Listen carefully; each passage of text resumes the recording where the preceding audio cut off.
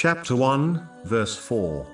Sovereign of the Day of Recompense. The fact that the Day of Judgment is mentioned in this chapter and the material world is not, indicates the importance of prioritizing preparing for the Day of Judgment over accumulating and enjoying the pleasures of the material world. This verse therefore reminds Muslims of their purpose on earth, namely, to prepare for their meeting with Allah, the Exalted, the Sovereign, on the Day of Judgment.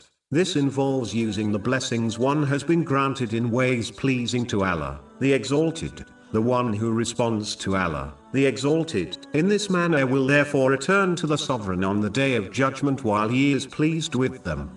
The trumpet blast will lead to the death of the creation. This has been confirmed in a narration found in Sahih Muslim, number 7381. The important thing to learn is that this is a call which no one can or will reject responding to. It will lead to the resurrection and final judgment. Therefore, Muslims should respond to the call of Allah, the Exalted, through the Holy Prophet Muhammad, peace and blessings be upon him, through sincere obedience by fulfilling the commands of Allah, the Exalted, refraining from his prohibitions and by facing destiny with patience according to the traditions of the Holy Prophet Muhammad, peace and blessings be upon him. Chapter 8, verse 24. O you who have believed, respond to Allah and to the Messenger when he calls you to that which gives you life.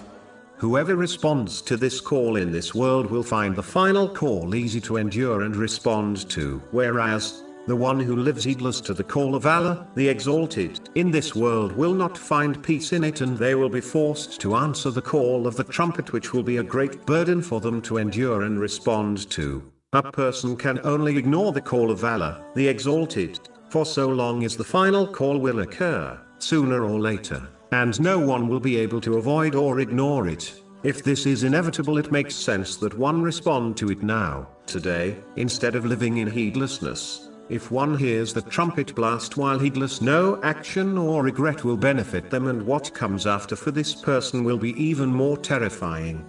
In addition, the main verse also reminds one not to be fooled by the fact that they do not recognize the consequences of their actions in this world. Even if they manage to escape the consequences of their actions in this world, they will certainly not escape them in the next. This verse therefore encourages one to constantly assess their actions in preparation for their accountability on the Day of Judgment. Merely performing worship will not raise someone to the highest levels of faith. Muslims can only reach this level by purifying their inner beings. This is achieved by removing the negative characteristics they possess and replacing them with good characteristics. But this is only achieved through serious reflection and self-assessment. When one recognizes their own reality, this will encourage them to live like a servant and fulfill the purpose of their creation. This will lead them to recognizing Allah, the Exalted, as their Lord, which is the ultimate goal. Chapter 51, verse 56. And I did not create the jinn and mankind except to worship me. This self-assessment is vital for triggering one to take the steps needed to purify their character and soul of evil characteristics, which is the path of success in both worlds. Some are so lost in the material world they never perform this important deed, and therefore decades pass by without them changing one single bit. Muslims must use the time of strength they have been given in order to self-assess and change for the better before they reach the final stage of weakness. At this point they will desire to change, but they will not possess the intelligence or strength to do so. This has been indicated in a narration found in Sahih Baqarah, number 6412. One only needs to turn the pages of history to observe those who were given great power and wealth, but eventually a time came when their moment of strength ran out, and because of their persistent disobedience they were destroyed. Those who used their moments of strength in the correct way by pleasing Allah, the Exalted, will be blessed by Him in such a way that even after departing from this world they will still be honored by society.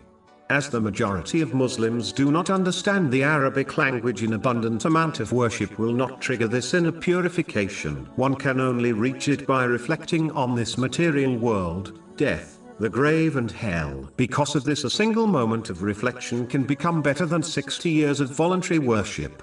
Those who live without wisdom or reflection habitually make mistakes which only lead to constant stress. It is these people who lead an aimless life with no higher aspirations and move through each day without understanding their true purpose. The pious always take time out of their day to reflect on their aims, what actions they have performed and whether they have pleased Allah, the Exalted, or not. This mentality will ensure that one avoids sins, performs righteous deeds, and if they happen to commit sins, to sincerely repent. This mentality fits the advice given by the second rightly guided Caliph of Islam, Omar bin Khattab, may Allah be pleased with him, which is recorded in Imam Asfahani's Hilayat al-Aliyah, number 98. He advised that one should judge their own actions before someone else judges them, namely, Allah, the Exalted, on the Day of Judgment. This self-assessment is the key which inspires one to sincerely repent and change for the better. This is the best stage compared to the stage where one only realizes their mistakes when another points it out to them. But even this stage requires one to possess good friends and relatives who are wise and sincerely concerned over their eternal welfare instead of only being concerned with the material world. A truly blessed Muslim is the one who possesses these types of relatives and friends who aid them to adopt piety. Reflecting at the start of one's day also ensures a person prioritizes their daily tasks and saves time by avoiding those tasks which should be delayed. The following verse describes the state of successful Muslims. They reflect on and are deeply affected by the teachings of Islam and strive to implement them in their lives. If one is affected in this way, they should be grateful to Allah, the Exalted, and show no signs of pride. But if one is not affected in this way, they must repent and change before it is too late. Chapter 5, verse 83. And when they hear what has been revealed to the Messenger, you see their eyes overflowing with tears because of what they have recognized of the truth. They say, Our Lord, we have believed, so register us among the witnesses. A lack of self-reflection has caused Muslims to become lost in the material world, even though Islamic knowledge is more readily available than it ever was. Voluntary worship will only take one so far, but to reach the height of faith they must reflect and assess their character. This will inspire them to abandon their evil traits and replace them with good ones. The vital ingredient needed to stimulate this self-assessment and reflection is Islamic knowledge, which must be obtained from a reliable source. This is one of the reasons the Holy Prophet Muhammad, peace and blessings be upon him, declared in a narration found in Sunan ibn Majah, number 224, that obtaining this type of knowledge is obligatory on all Muslims.